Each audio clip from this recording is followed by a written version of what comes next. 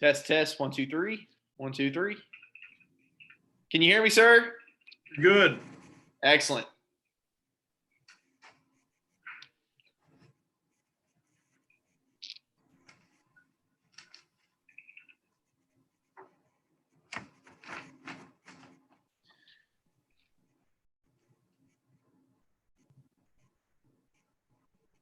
Mr. Eggers, this is Quinn Welch in the mayor's office. Just as a heads up to you, we are live streaming on YouTube currently. Yeah, I saw that in the email. Okay. I'll be a good boy. I'm sure you will. I'm sure you will. I won't get into politics or anything.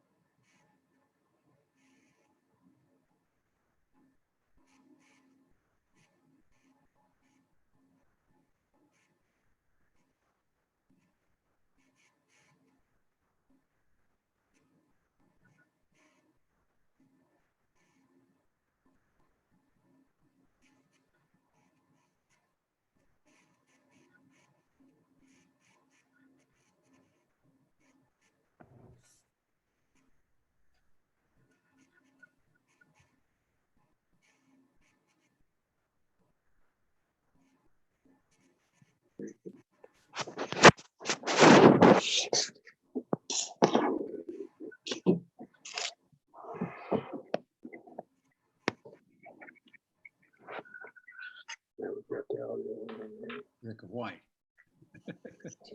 Do that. And get closer. How do I turn this? Read it. There you go. Read it. How do I turn the sound up? It was all the way on yesterday. But I didn't.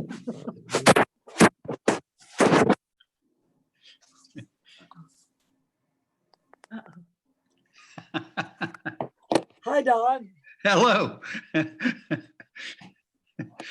Frank, did you turn? I got the sound on now. Could you We hear me? were hoping you wouldn't be able to figure out how to turn it on. Yeah, you. I'm Big gonna like be you. I'm gonna be Rick White for this meeting. Okay. Let the record show that Mr. Penn and Mr. Robinson have both been able to conquer Zoom. Sort of. Sort of. Hard times make a monkey eat red peppers. This is the first time I've gotten the audio and the picture at the same time. It's either one or the other or nothing at all. Yeah, me too. Good The practice picture's for not- planning commission. Yes. Right. Vince, how are you? Doing well, sir. Just trying to, just like everybody else, trying to figure it all out and make plans for 9 months from now that we don't know what's going to be in 9 hours from now. So, I just took a look at the guidelines to inspect yearlings. yeah, That's going to be fun. it will. We're trying to figure out how we're going to do all of it. We're going to have all of them in separate vehicles, and even our inspection team's going to be coming out in 2 and 3 cars and working through appointments and No team. yeah. Right. Every man for himself is what That's you're right. trying to say, Vince. Yes, sir. Hey, Don. Quinn, hey, before we go to Quinn, is this live on YouTube already? Yes, we are live currently. Okay. Thanks for the warning. Yeah, right. Gary, I had to bring my my agriculture background with me today. There we go. Farm tractor. I love it, Oh, Bob. it's Elmer's, the brands. Yeah. I know what everybody says, but they didn't survive, did they? But Oh, they did. Hi, Bob. how y'all doing? Fine, thank you. Good. You can say yes. Pretty sure. All right. Ashton, does it look like we have everybody here? I think so. I'll defer to Kiri. I know she talked to everybody. I know Todd can't make it. Yeah. I think I'm that's, looking down at Kathy Ploman. Are we missing Kathy? I don't see. That it looks like we are. She's not She signed said in. she would be on, so Okay. don't know if we want to give her just a minute or not. We can probably go ahead and start and let Quinn give some of his opening required certificate announcements. And then by then, maybe council member will be on. Okay. Yep. All right. Thank you all for being here today. We'll go ahead and get started. I've got to say this little bit of legalese at the start of every meeting because it's an online meeting. So bear with me here. Due to the COVID-19 pandemic, state of emergency, and Governor Beshear's executive orders regarding social distancing, this meeting is being held via video teleconference pursuant to Senate Bill 150 as signed by the governor on March 30th, 2020, and Attorney General Opinion 20-05, and in accordance with KRS 61.826, because it is not feasible to offer a primary physical location for the meeting.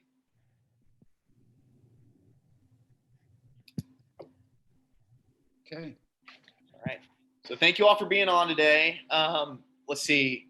Carrie, would you like me to go ahead and just kind of give some brief introductory remarks on what the committee is and what we're looking to do here? And then I'll toss it to you. Yeah, you can. I thought Kevin was maybe going to give us a little background. So either you or Kevin would like to do that. Quinn's going to say what I was going to say, so he's well rehearsed at it now. We're going to just let him roll. Okay. All right. So thank you all again for being here today. This is Mayor Gordon's COVID-19 Economic Response Committee. We are here today to really answer 3 questions. And this is the Agriculture Subcommittee. What are our plans for reopening, and what are the benchmarks and guidelines that are needed to reopen? What do businesses and organizations in our sectors need to do to reopen safely under the governor's 10 rules to reopen? And what is our process for scaling back operations while safely maintaining operations in the event that we face a second wave of COVID-19? So I hope that gives a little bit of context as to what we're looking for in this committee. We are looking for benchmarks that we need in order to reopen. And we also need that process in place to figure out what happens in the event we do have a second wave, maybe later in the summer or in the fall. Kevin, anything to add to that? Not really, Quinn. I think that covered it pretty well. I know Frank and I had a conversation late yesterday afternoon, and I think the thing to keep in mind, this is all of agriculture, all of, that kind of thing. So think implement dealer, not only in the field or events at the sale ring, but all of agriculture and all the components that you all kind of have interaction with. All right, and with that, Carrie, would you like to go ahead and get us started here? Sure. So I just want to say to all of you all, first of all, thank you for agreeing to serve on this committee. I apologize. Yesterday, it was kind of a lot of information thrown at you kind of quickly and on short notice. So I appreciate you agreeing to be on this call today and work on this committee. Apologize if it was a little bit confusing, but hopefully with Quinn explaining a few things here in the beginning, it made a little bit more sense to you on what the mayor is wanting us to do with this committee. I have been asked to chair the committee, so I'm going to do my best to try to guide us through the process today. And with that being said, I know that the ag sector has been deemed essential during the pandemic. So you all have really still been open and operating during this time. So for us, it's been a little bit different, I feel like, than maybe some of the businesses that have closed their doors and are waiting to reopen and things like that. So I think that we will approach it from that angle. And Jason, glad to have you on with us today, especially from Central and representing the ag business sector, implement dealer sector.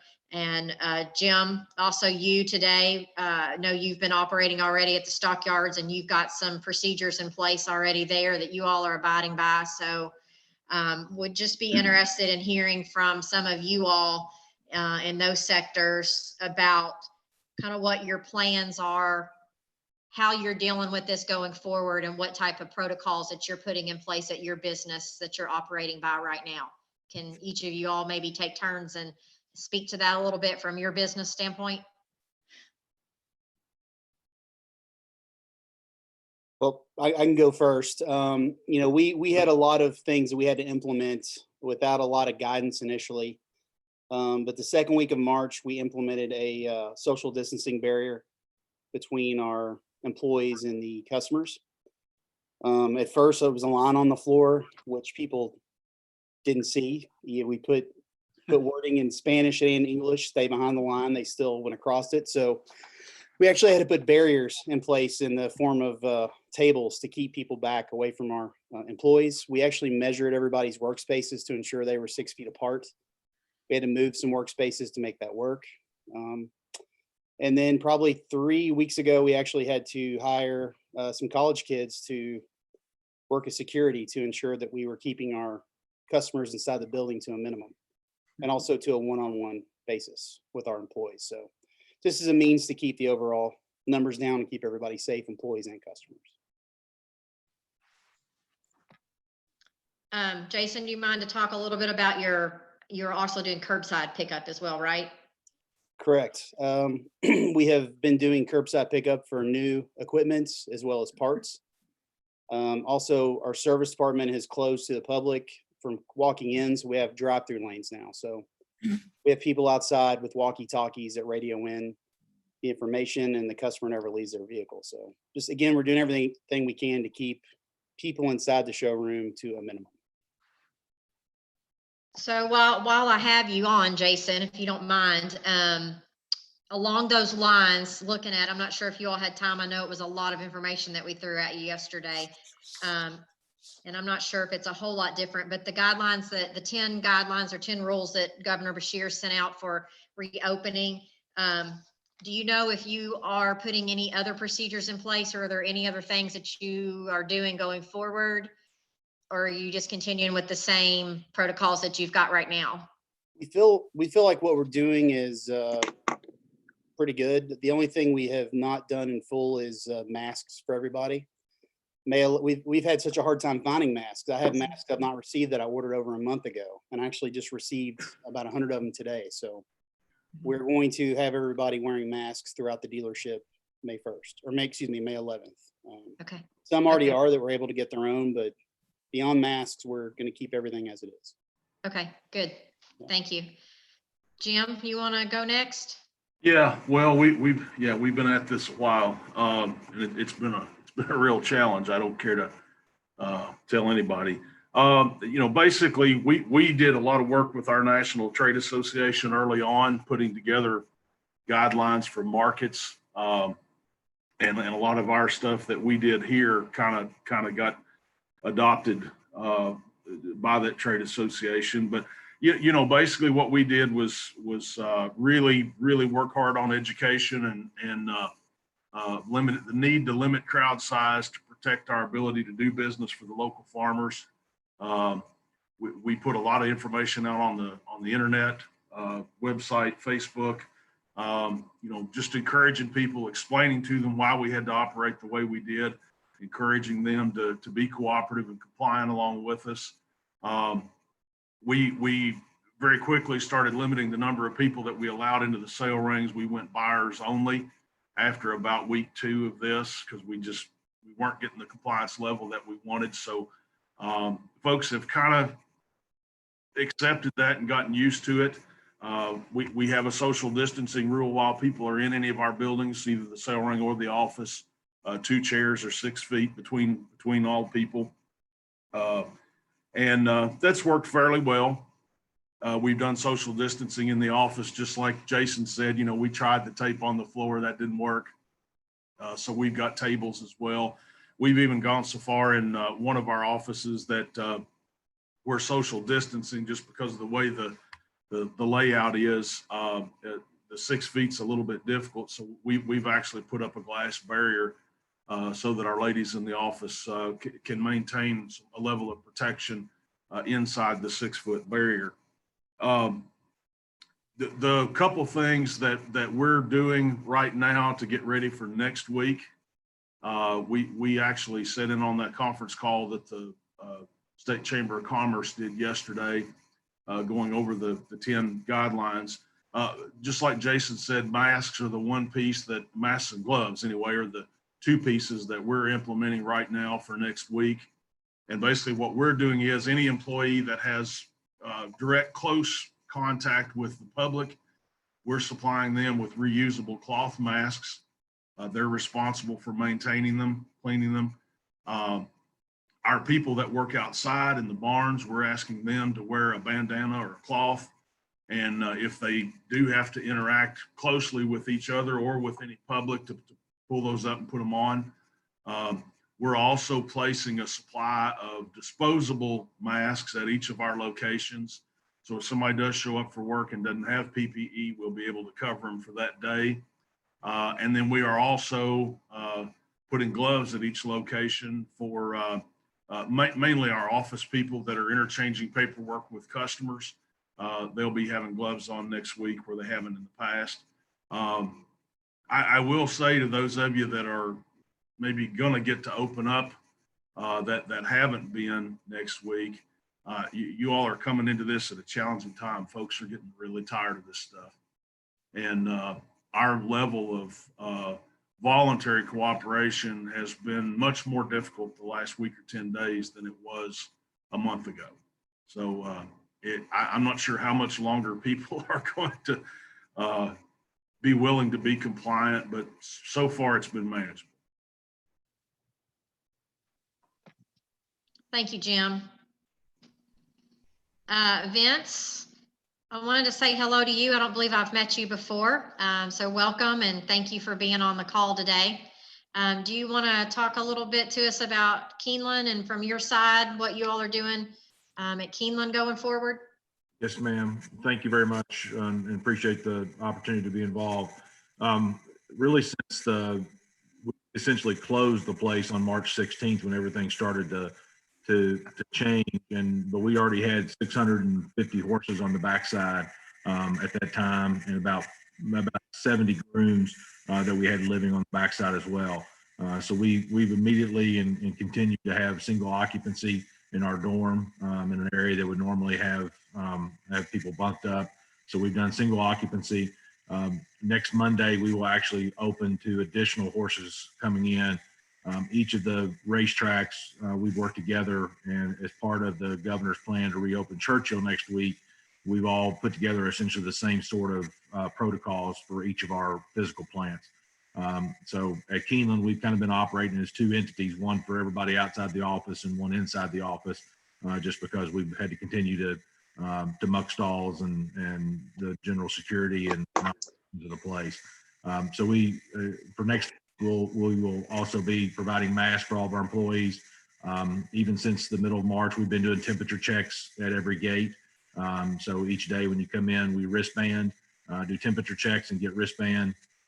For folks that are living on the grounds, for our dorm residents, we actually temp check them every time they come into the dorm. Even for the grooms and exercise riders, if they leave of a morning and they come back in and out 4 times, we're temp checking all of them as well as employees multiple times a day. So we'll continue with that. We're going to continue for most of our office personnel that can work from home to continue to work from home. And as Mr. Penn alluded to earlier, we start our sales inspection process. And so we'll be providing not only our employees that are on the grounds, but our sales team that's going out to inspect yearlings in preparation for September sale with the PPE and the gloves and masks and in compliance with the state veterinary's office on all their protocols as well.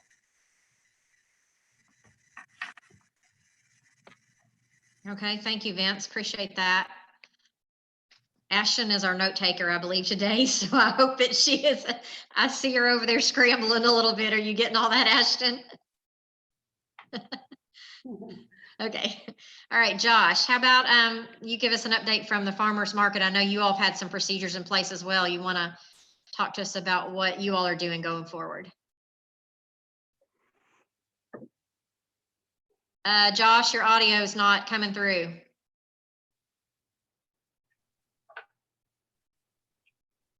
How about now? There we go. Perfect. Okay, sorry about that. So to go over everything would probably take about 2 hours. So I'll just give a general overview. Starting at about February, we started making plans as we saw the virus moving around the world. And so first of all, we moved our location. And so thank you to all those in the city that were able to help us come up with a new location in order to add space between our vendors. And so I look at it as 2 sort of parts. First is vendor safety and making sure that the farmers have been able to maintain their health and maintain their social distancing. And so adding the space, the distance, creating protocols that if they're sick, how they deal with that, limiting the number of people that are working in each booth, those sorts of things. And then on the flip side, we've also implemented protocols for customers. And so this last weekend was the first weekend that I had to be a bouncer. So that was a new experience. I've never had to yell at people to not go into a farmer's market before, but that did happen. And so we have started to mandate that our vendors wear masks. And then of course, we'll begin mandating that with our customers beginning May 11th. And we've also purchased masks, disposable masks for our vendors to use. as well as most of them are already using cloth masks if available. This upcoming Saturday, we'll begin temperature checks on all staff and all booth workers, just because we want to make sure that we're taking the most precautions possible. And it's not easy. So if anyone has not been open yet or not been doing things, it's not easy making sure that people comply. And it's not easy to have the extra manpower or supplies. We're a small organization, but I've spent over $1,000 in supplies, from barriers to all kinds of different things. So that's like a large portion of our emergency budget. And so if any small business is looking to begin operation again, it's not an easy thing to do. And so that's the one place that I'm most interested in making sure that we address is how can we make sure that the small ag businesses are able to afford or implement the plan so that they continue operating. Because the people on this call, we're all big enough that we can handle a lot of stuff, but some of the smaller ag orgs and entities can't quite do that. All right. Thank you, Josh. All right, so let's hear from some of our general ag guys. Dawn or Frank, either one of you all want to chime in with kind of what you all are doing on the farm as far as your protocols with your workers, employees, or any visitors that you have coming to the farm? I'll speak a little bit. Do I click my, We can hear you. can you hear me? Okay. Yes. I feel kind of spoiled listening to all the protocol because really on a relatively small farm, our routine really hasn't varied much. We're pretty much outside all the time or in fairly open air barns. Vince will understand from Keeneland, you're cleaning stalls. The social distancing, you can usually accomplish just because it's naturally there. We're not crowded up with one another with horses. The limitation is when the farrier comes and you're in close with foals or something like that. And I've actually neglected a few of my foals for that reason, thinking we don't want to all get in there too cozy together just because I don't want to expose my guys. We're not wearing masks, but we keep our distance. All the vets now are wearing masks. The farriers don't seem to. And I just try to get my guys to be conscious of the distance, but there's no mask, no gloves. I'm always on them to wash hands and try to always, when you get through or around each other, to wash hands. But boy, my business probably has been affected minimally. And it makes me uneasy because we're pretty much business as usual, but I'm very conscious of what's out there and what's around. Obviously, well, you all probably know when you mares to the breeding shed, you deliver the mare and just wait. And the farm, you either sort of drop the mare or the stallion farm comes and gets your mare. So there's no exposure there. And I'm actually pretty much used van companies and not myself. I've taken a few, but more the van guys. And so we're compared to a retail business and listening to Jason, that's got to be, much more of an issue, or even Vince, where you have a lot of people in close, or Jim. The farm's a little bit easier. But again, as horsemen, we're all very accustomed to infectious disease in animals, and we know a lot about that. We know a lot about quarantining and testing, and it makes me very uneasy because the human population doesn't buy into that at all. I mean, Vince, if we have herpes in a barn, the barn is isolated and blocked off and no one goes out. The horses don't train. So it's quite different. And given my animal experience, I'm very uneasy with the way us humans are dealing with it. I feel like we're probably going to get another wave, and I think we all have to. I think that's why the mayor's got us all communicating on this. Yeah, the word quarantine, I'm sure, is not the best choice of words, because Right. we're really not in a quarantine as humans, but Absolutely it right. is what it is. Frank, what about you? You want to comment? Well, I don't want to reply what Don just talked about, the breeding shed thing. We went through that when we had CEM and some of these other things. So we understand that.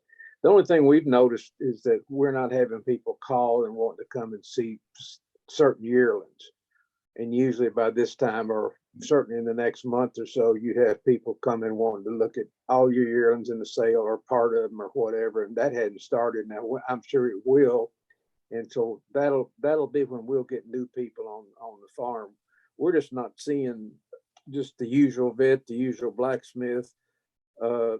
It's hard for us to get our hands wrapped around the fact that we need to do the same thing with shanks and twitches and all this type of thing, because really and truly, you're handling it from one to the other.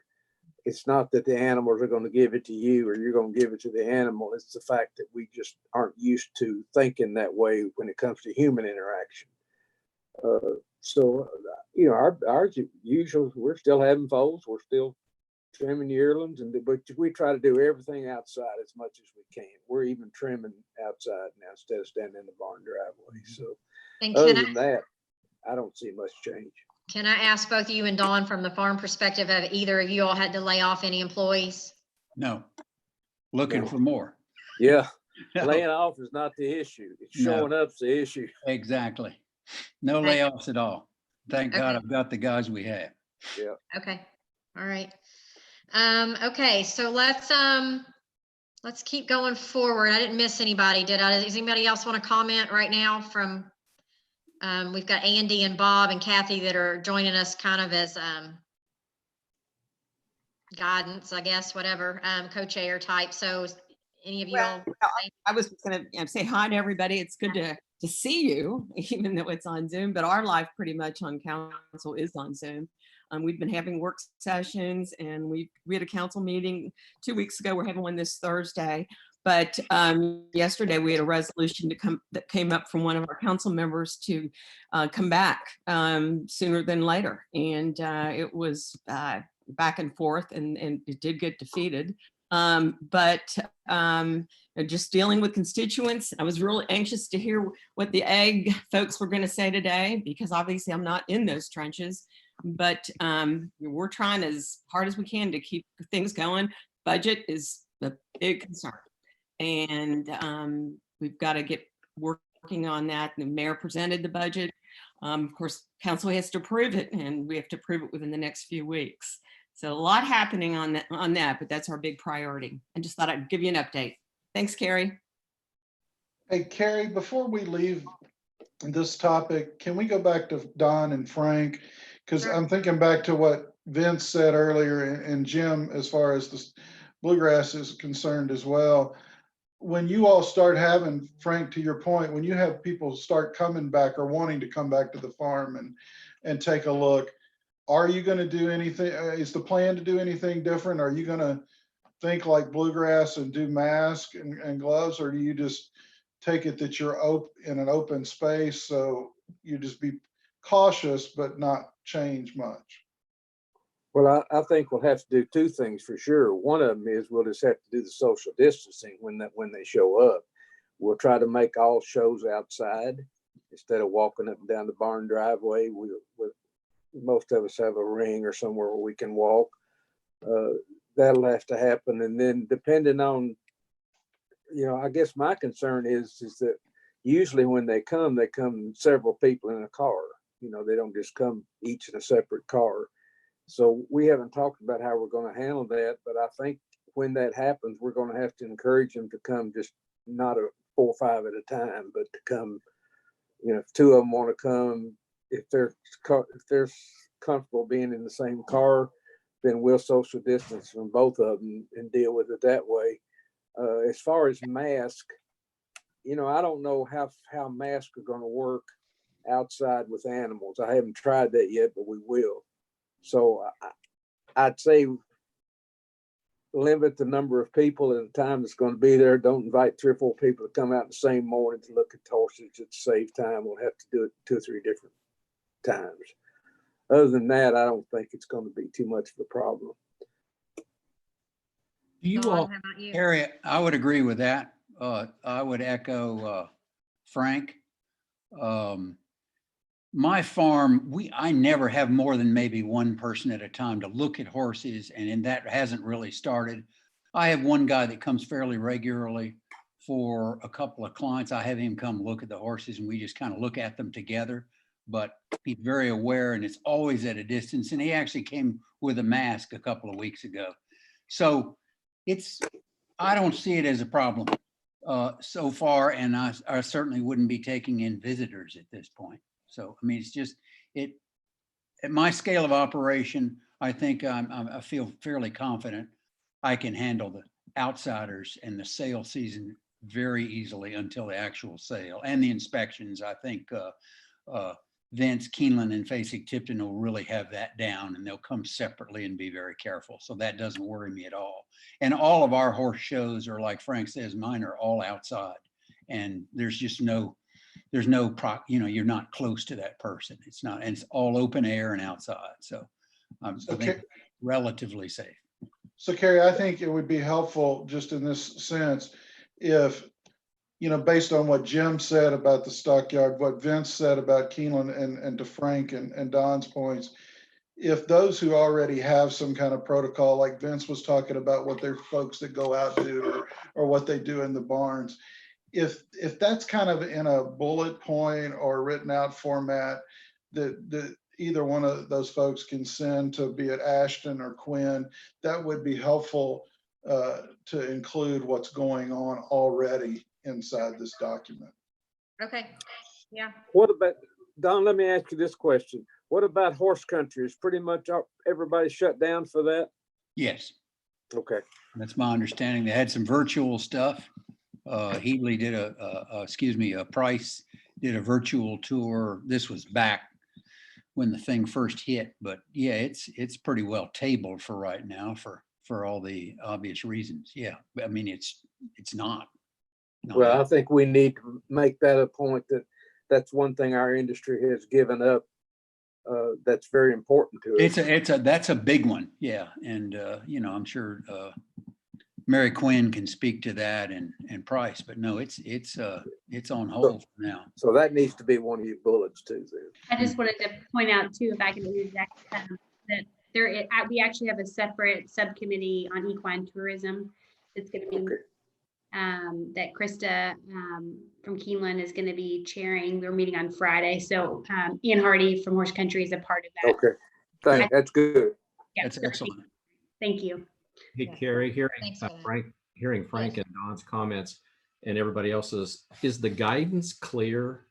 Is there any confusion from, and this I'm kind of throwing out to all of you, is the guidance clear from government, from state, federal, on what you can, have, or should do? Not at all on the farm. That's my answer. I'm not clear at all what I should be. Should I be demanding of my guys? I can do some things, and I can, I'm the boss. I can, but no, it's not clear.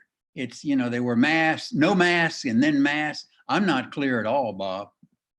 I just think I'm, being cautious and in the open air, but I'm not clear on really what you should, in some ways it might be better just to have rules. I'm not sure, but I feel like I'm just kind of winging it, doing the best we can. Most of the vets wear masks and some don't. So, that's. I think that's a big takeaway in all the groups I've participated in. It depends on your size. And in this case, it depends on the type of business you are. Right. Sure, definitely. But I think for us to go forward with confidence, because we're going to have to get confidence back in us or our facilities, people are going to have to believe they're safe. I totally agree with you. Yeah, I do too, Bob. Yeah.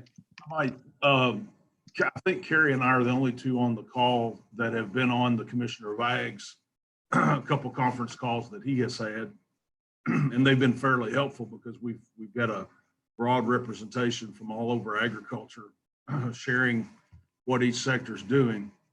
it's really important to remember that, and especially Don and Frank, you know, Excuse me. in agriculture and agricultural marketing has been deemed essential and therefore exempt from a lot of the specific requirements that you know, have been put out there. Now, with that said, it's like in our situation, I mean, we feel like it's irresponsible not to be compliant to a reasonable level with you know, with the recommendations that have been made. And so that's what we've been trying to do. Protect our employees, protect our customers, you know, try to educate folks. I think those of you in the farm setting are far, far better off, mainly because you are outside. And I don't think you're going to have to do a lot of things that the rest of us are probably going to have to do. I mean, we've done what we've done as much for just the public perception and because it's a responsible thing to do.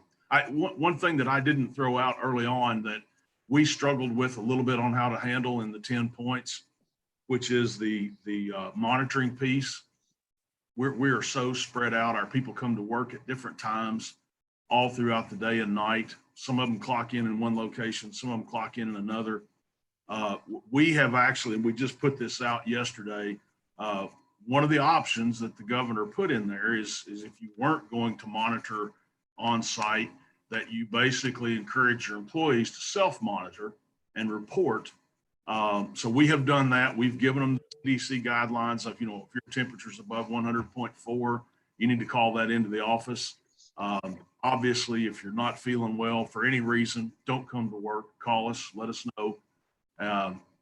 So, you know, all of those things we're trying to accomplish. Yeah, thank you, Jim. I was going to ask that question because I'm not sure if everybody touched on that. Jason, are you all doing self-monitoring of temperatures? And Josh, how are you all handling that with customers? Well, we're not monitoring customers, but we do have our thermal thermometers. We are going to start checking employees daily or when they leave and come back.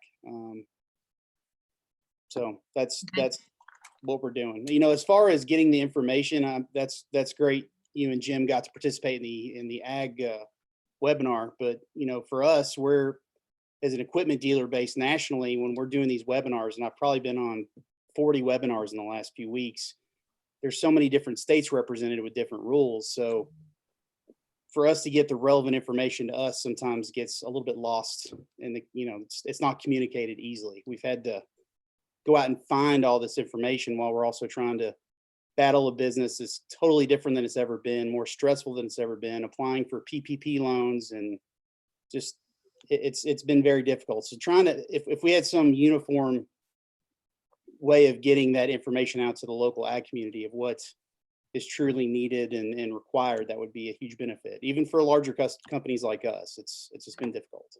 That's great. Thanks, Jason. Josh, how about you? Yeah, we are going to begin monitoring, but that's a hard part because we have people coming from all over, 23 different counties are represented right now. And so managing all of those and having them track and do all that kind of thing, and then all their farm contacts is really difficult. But what I would say, back to Don's point, is having written the underlying guidelines for all farmers markets in Kentucky, it is really important to have the rules or the guidelines written down and in a clear format, because that helps people feel more relaxed, and it gives the customer something to say. You can tell the customer, oh, I'm not just coming up with what I think is the best idea. These are the guidelines. This is why you should feel confident. And so just like Jason and probably Frank, we were all writing the protocol as we were going along. And then as soon as the national agencies and national organizations started releasing information, or if they ever did, that really gave more confidence to the farmers and our customers to say, hey, we're basing our rules on federal guidelines or national guidelines or this organization's guidelines. And it really helped people understand why we were doing what we were doing and trust us. Just like Jim said, some of it's just perception and wanting to make sure that customers feel safe in your area. Okay, thanks, Josh. Anybody else have any comments to that fact? Carrie, I mean, we do have quite a bit in writing, both communications for customers and communications with employees. I mean, I'm glad to share that if it'll help somebody. Who do we, Kevin, who do we? Yeah, if you don't mind to send that to either Ashton or Quinn, and then she can distribute it to that'd be great. All right, we'll do. Thank you. Okay, so can we keep on this topic just a little bit? Some of you all mentioned, so we've talked about the temperature checks and some things like that. And then Jason mentioned the need for some PPE and the how hard it was to find that maybe right now. So going forward, are there any other, back to our question of what are some things that we need to reopen safely with the governor's 10 rules? Are there other barriers or other problems that you all are seeing or coming across as a business or an organization to be able to follow these rules and to be able to continue to operate or open other than the PPE? Are there any other things? Terry, the only one I would mention is access to meat.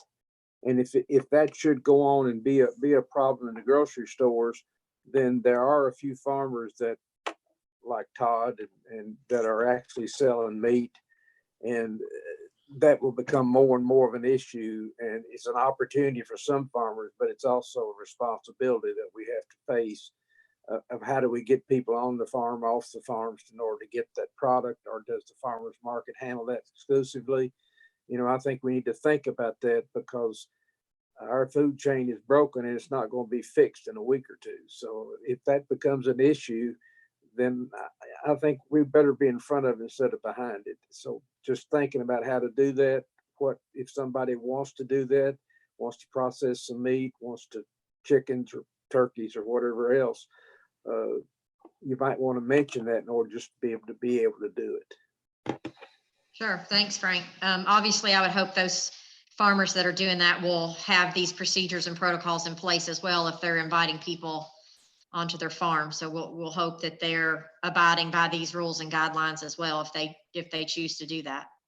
But if we're going to open up, we need to be on the front end of that, not on the back end of that. Mm-hmm. And I'll just chime in, and Josh may have something else to add to that effect, but I do know a lot of food production farmers have moved towards online and pre-order sales with kind of contactless pickup and delivery either at the market or on farm. But Josh, I don't know if you have anything else you want to add to that. I would say that right now, we are seeing a demand that we have not seen since I've been in the local food business. And so that is something that we need to think about, is how are we going to address that need? If, for example, Southern California has a major outbreak and we can't get that local fruit and vegetable that we usually depend on from them, it could affect our supply locally. That's a bigger question than probably what this can address, but we are seeing a huge demand, and there is a backlog in almost all the meat processors here in Kentucky, especially for people who used to rely, especially the people that used to rely on call-in, so that they weren't scheduled. Some farmers have regularly weekly scheduled drop-offs, but then other ones that used to rely on just calling in and trying to schedule. I think for beef cattle, it's about 4 months out for some of the processors. And that's if you are lucky. Some places aren't even accepting new processing. And so Jim probably knows more about that than I do, but there is a huge demand. And then on that topic, looking at how some farms or some other agritourism might be impacted, if they're moving into the fall, what do you pick orchards look like, or what do right now strawberry you pick look like? Is that something that people are thinking about? And I'm sure that the KDA, Kentucky Department of Agriculture, should have guidance on that, but I just looked on their website and it's not readily available. And so I'm sure that those are some questions that people are going to want to have answers to. Is it safe for me to go visit a farm and participate in agritourism? Yeah, that's great, Josh. So maybe we need some guidelines from this committee as far as going out on the farm for those types of things, and how we are to handle that, because it seems like most of the guidelines have been focused more towards the businesses. And so maybe for sure we need to create a set of guidelines and rules for on-farm visits. That would be great. I would tell you one thing that we've done with the local connection, the meat shop out here at the stockyards, which we've been able to stay open. Now we've pretty well stripped all of our local off-farm suppliers and had to sell a lot of commodity product, but we've kept product here for people. We've implemented contactless delivery, and that's been extremely popular, especially with some older clients that really appreciate the opportunity to just be able to call in, pay for it over the phone with a credit card, and have it dropped on their porch. And I suspect that there probably needs to be more of that taking place. But again, as things start to loosen up, some of the folks in the higher risk population probably don't need to be out circulating, even though things are beginning to get back to normal. Thanks, Jim. Kevin, do you have any thoughts on that? If we need to talk a little bit more about the on the farm protocols, or a little more guidance on what the mayor's looking for from this group? Carrie, I think that goes to exactly what she's thinking, whether it's on farm or, however if it's going to Jason's, which is not on the farm, that's the kind of guidance she's looking for. So when this gets written, we have it all inclusive. Okay. Do we feel like that we've kind of touched on that, or what do you all think as a committee? Do we need to discuss that more and write down a few bullet points or do we think that on the farm protocols can follow the same 10 guidelines that the governor's putting out with the social distancing and the wearing masks? And what do you all think as a committee, as far as like Josh was saying with U-pick patches and things like that? Carrie, I feel a little differently about some of these things than a lot of people do. I think the on-farm stuff can be far more flexible than the guidelines for opening a business that's inside or dealing more directly with the public and larger crowds. I think just encouraging customers to be responsible themselves. Your point person who's interacting directly with the public, exchanging money, exchanging documents, whatever. I think some guidance on those people being protected at a little higher level with PPE and following some protocols. But the main thing is the social distancing. I mean, we've even become far less concerned about the size of our crowds as we are about maintaining social distancing. That's been much more successful. And I think if you do those things like Dawn and Frank have talked about on the farm and at the farmer's market, I personally think that's more than sufficient. I agree with that. Also, I know this is a given, but for those individuals, for example, out on the farm, the on-farm issues that might come up, Andy's Johnson's on the Zoomcast as well. And we just get a lot of unique questions that, you kind of thump your head and say, things you just don't think about. But we've had great luck in getting to the administration, the governor, in getting to the Economic Development Cabinet and getting answers. So again, it's kind of a given that you would think people would do it, but sometimes we don't. And that is, if there's a unique question, send it our way, or whichever way you need to in your industry. But we're finding a pretty quick turnaround on getting answers to some of these type issues. Thank you, Bob. Anybody else have thoughts or ideas?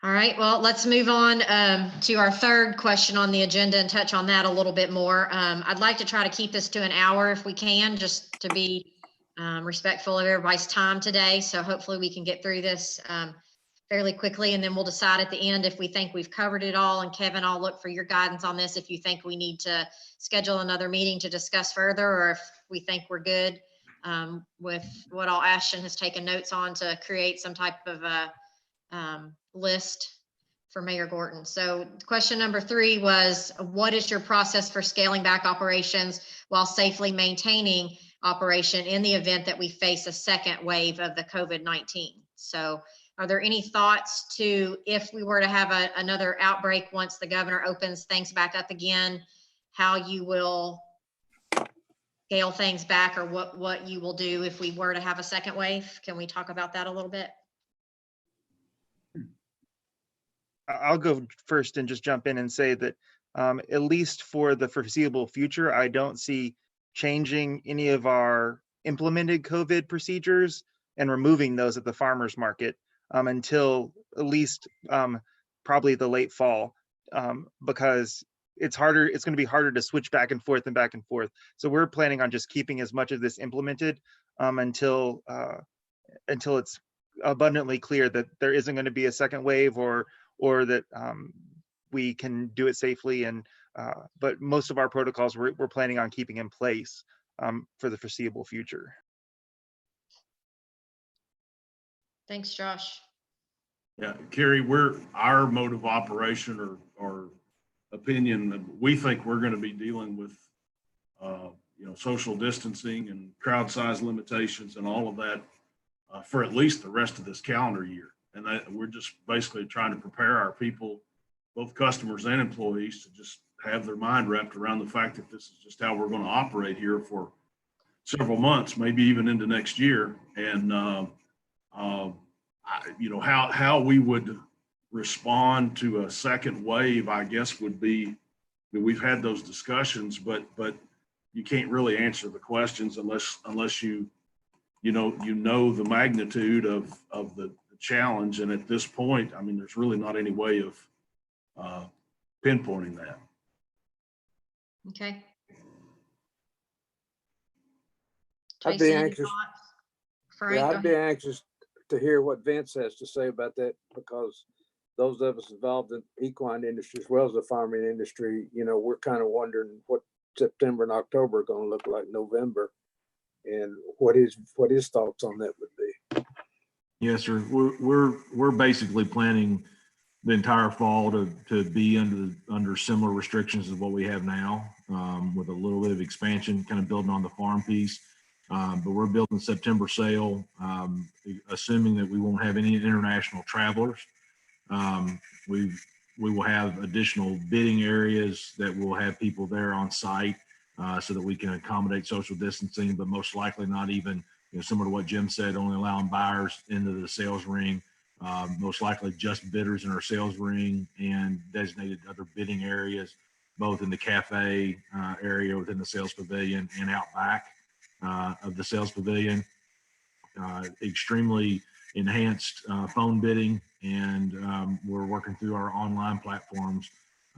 As Frank and Donnie know, we've never really done an online piece before, but we owe it to the market. And despite the need to want to have people in the sales ring and kind of bidding against each other, that online platform is something that we've escalated to be able to accommodate in September. For our top 1,400 horses, we're going to have video inspections. So our broadcast team is going to be going out to the farms and actually doing a kind of a standard inspection. So for folks that can't travel, would be able to view the look and the feel of that horse online, and get their bidding in from that standpoint. We are also being unprecedented times. The protocols that we're putting into place, we're doing in conjunction with Fasig-Tipton. So you'll see throughout the summer, you'll see joint announcements from that standpoint. We will even getting on the grounds for our buyers and our consigners, knowing who those folks are. We're going to go ahead and go through a round of testing, or plan on doing testing in advance of the sale, so that we've got everybody that comes on the grounds will have a credential. So whether that's your all's barn staff or the buyers and consigners themselves, we will have people undergo a test and then receive a credential to enter the grounds, in addition to the temperature checks that we'll have coming on as well. Relocating our food service up to the grandstand, putting up the plastic shields on the sales desk and those sorts of things, similar to what Jim had already mentioned. And then we're preparing for spectatorless racing in October, similar to what Churchill will start next week. And then we would assume that any of our protocols that we put into place for October would be the same in November for that sale as well. So, you guys will well remember the days when we had sales on the farm, even looking at contingency planning to see if there's, those books 5 and 6 horses, the last 800 horses or so that we sell, is there the opportunity to do those at an individual farm. Either do the 300 horses that Calumet catalog, do we just go straight and just sell those at the farm rather than risking additional people on our grounds? So those are some of the contingency planning. But we're building the September sale around trying to limit the number of people that come on the grounds, but giving every opportunity to social distance and protect folks as they come and still able to see horses. Thank you, Vince. Jim, just as for my own edification, have you all seen an uptick or a change in just the bidding process, the amount of people phoning, online, those sorts of things over the last several weeks?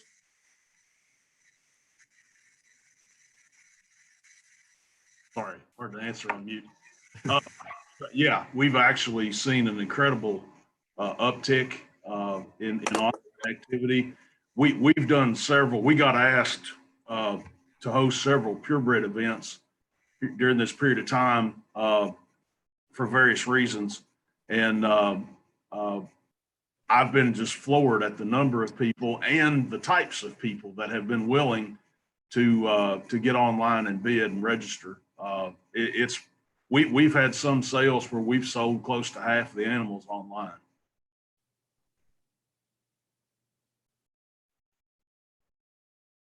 World's going to change, isn't it? Already has. Jason, anything else from you as far as I'm imagining that you aren't going to change much, but anything that you would change if we have a second wave?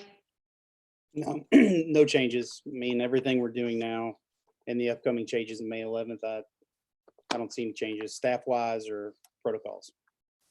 Okay. All right, Kevin, I guess I'm going to look to you for this. Do you feel like we've covered all three areas, or do we need to have another meeting? Gary, thanks. I think this has been a great discussion. I'm looking at Bob, he's shaking his head. It would be my thought, unless people think there's other topics that we need on this area to cover, that if it's okay with everybody else, we can take what we've got here. Ashton's taking great notes. Quinn's taking notes. I've been taking some too. If we can let Quinn and Ashton kind of write a draft and then let you and Bob see that draft to make sure everything's good, I think we can be fine if everybody's comfortable with that, unless everybody thinks we have, unless others think we have other ground to cover. I've got one thing, Kip. Excuse me. Go ahead. Before we leave,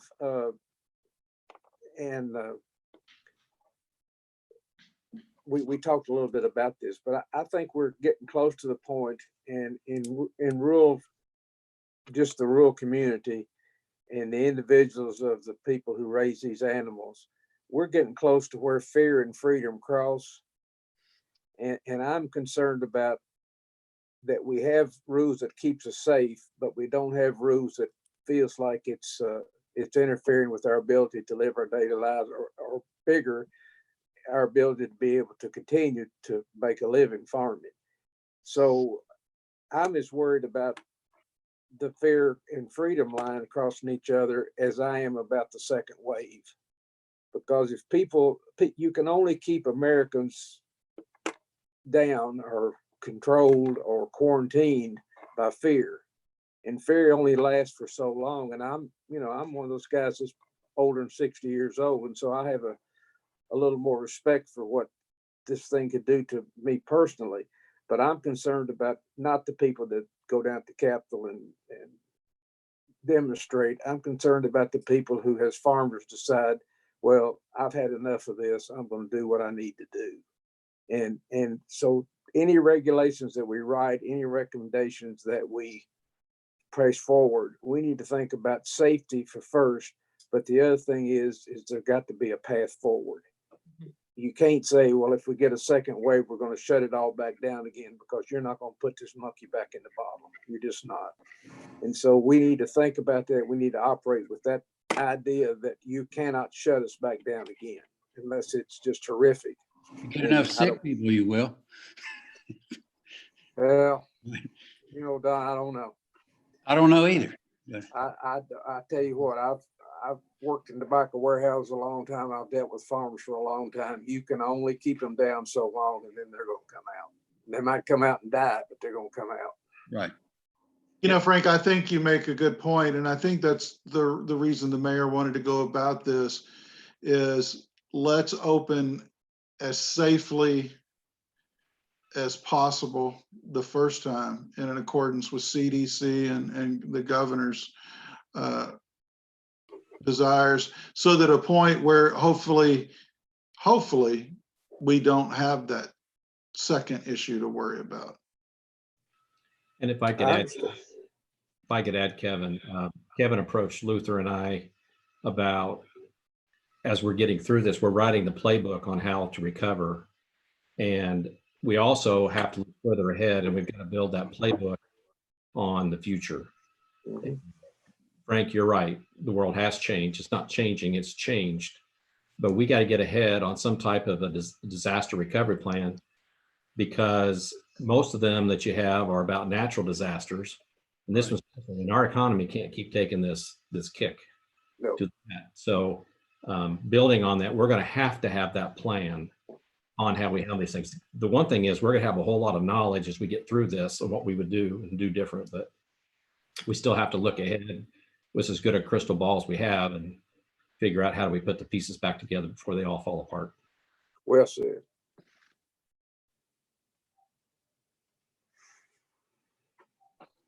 So Carrie, I guess the question is if every, and I think we've got to include what Frank just kind of summarized for all of us, but if everybody thinks we're kind of had the conversation and gotten the points on the table, if everybody's good with Ashton and Quinn starting to draft something that we can share with you and Bob to make sure that it does reflect this conversation, then we probably don't need to have to schedule another meeting, but Quinn's more than glad to do it if everybody thinks it's beneficial and needs to happen. Okay. Is everybody good? Thumbs up, head shake? I would suggest that in lieu of scheduling another meeting, would it be out of line to circulate the preliminary document around these folks that have provided input, just to make sure that, it's on page with what we're all communicating? Kevin, are you okay with that? I'm going to look at Quinn for a minute. I'm fine with it. I just got to make sure that we can legally do it. Yeah, I think I don't see any problem with doing it that way. It's just an issue of open meetings law, where I think we'll need to check with our law department to make sure that we can do that via email, because open meetings law does require that any official action by a governmental body be in public. It can't occur via email.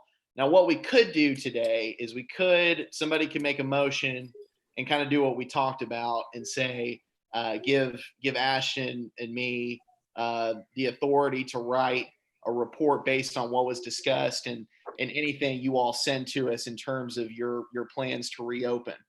And then that way we could build it off of your all's comments. Is that agreeable to everybody? Yeah. Would someone like to make that motion? Dawn and Jim? Second. Okay, Frank, second it. And I just might, excuse me, add, if just a friendly reminder, if Jason, Vince, Jim, and Josh could all send your existing protocols, whatever you have written down. Thank you. And Carrie, Quinn and I will check on being able to send it around to everybody. If the law department thinks that's okay, then we will do that. Councilmember Plowman can probably tell what's I'm about to say, which is once we circulate that, we can't have a conversation by email on it.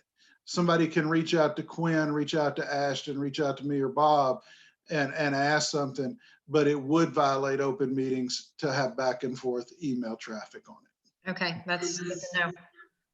Okay. Are you all good with that then, or would you like a second meeting to just review the material, to review the document, or are we good today? I don't want to take any more of your time than we have to, obviously, by having meetings, but if we need it, we'll certainly do another meeting. I think Terry, that, I might, go ahead. I think might that we're suggest- in, oh, go ahead, Frank. I might suggest that you look at the report that comes out. If you Sure. feel like there's holes or something in it, then discuss Sure. it with the people of the city. If you need to call another meeting, feel free to call it. I don't see any sense in setting it up right now until you see what we have. Sure. I agree.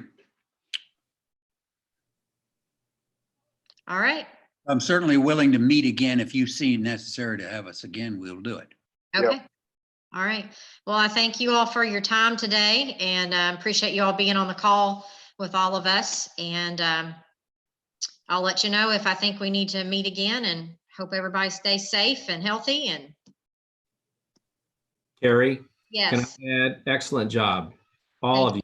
This is exactly what we need. This is terrific. Great job. It's a great job. Thank you all so much for being a part of this. We really appreciate it. yeah. Thanks, Quinn. Thank you. Thank you all.